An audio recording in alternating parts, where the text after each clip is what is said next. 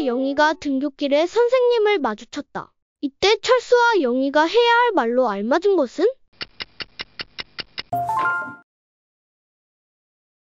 영희가 수업 시간에 집중하지 않아 선생님께 꾸지람을 듣고 있다. 이때 영희가 해야 할 말로 알맞은 것은? 이번 문제는 서술형입니다. 문제를 잘 듣고 답하시기 바랍니다. 선생님과 진로 고민에 대해 상담 중이다. 이때 본인이 했던 말은?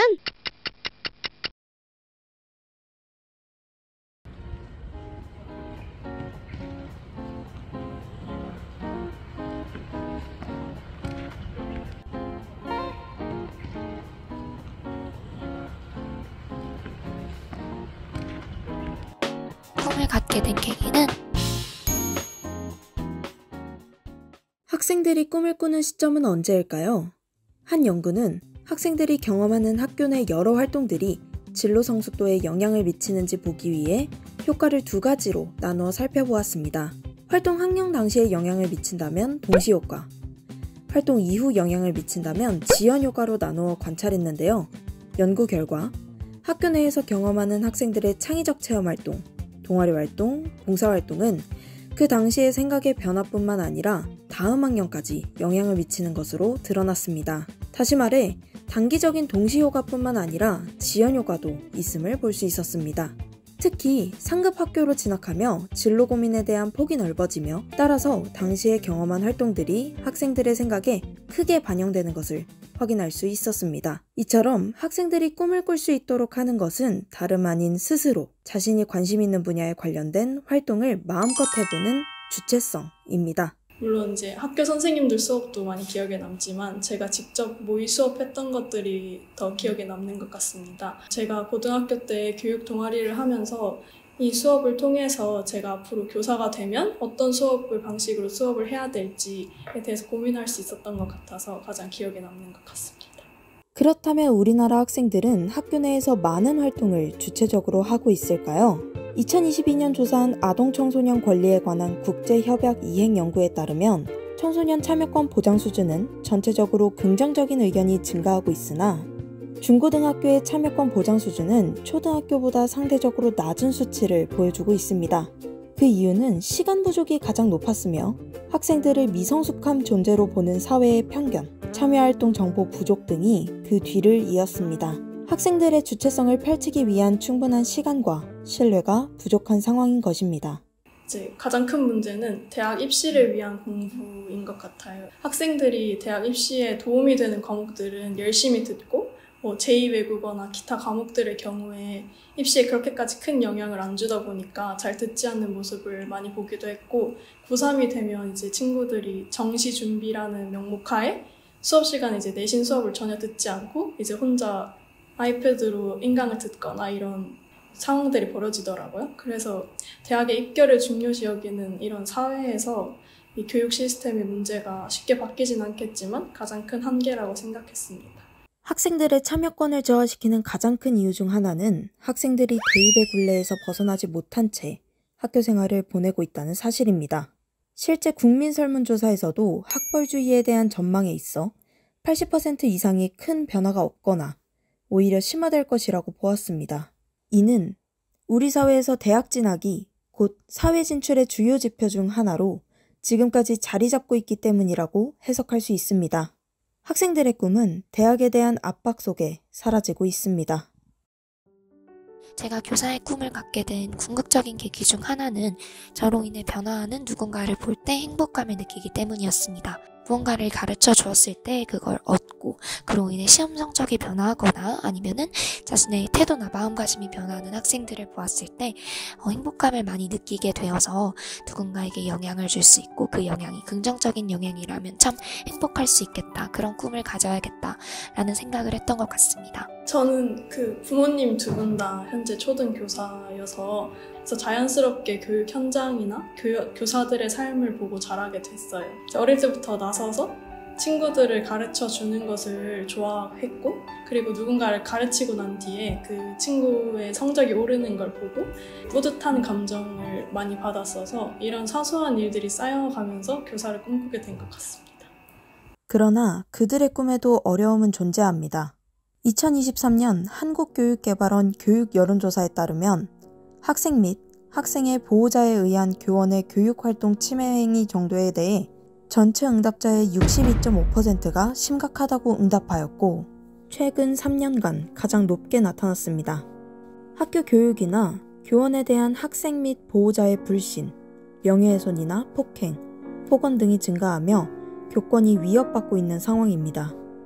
교사들이 수업에만 집중하는 게 아니고 학생들을 컨트롤하는데 더 많은 에너지를 써야 하고 욕을 한다거나 아니면은 신체적인 폭력을 가하는 경우도 많다 보니 많은 교사들이 중간에 금방 그만두는 일이 많다고 합니다.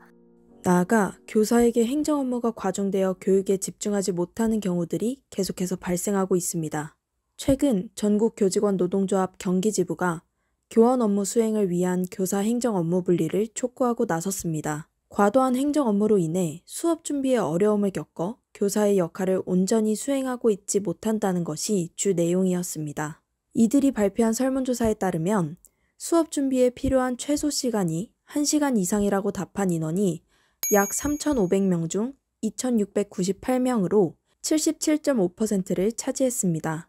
그러나 실질적으로 수업 준비에 1시간 이상을 소요하는 교사는 46.3%에 그쳤습니다. 즉, 업무 시간 내에 충분한 수업 준비 시간을 갖지 못한 채 강단에 서는 경우가 지속적으로 발생하고 있는 것입니다. 교사들이 가장 크게 겪는 어려움은 학생들에게만 온전히 집중할 수 없는 그 현재의 시스템인 것 같습니다. 이게 학생들을 만나고 학생들을 가르치는 것을 꿈꾸면서 교사가 되었는데 수업과 수업 사이에 뭐 행정 업무도 해야 되고 학생들을 만나서 상담도 해야 되고 하다 보니 한 일과 시간 내에 파편적으로 할 일들이 되게 조각나 있다는 느낌을 받았어요. 학생과 교사의 꿈은 각자의 날개를 펼치기 위해 지금 이 순간도 열심히 최선을 다하고 있습니다.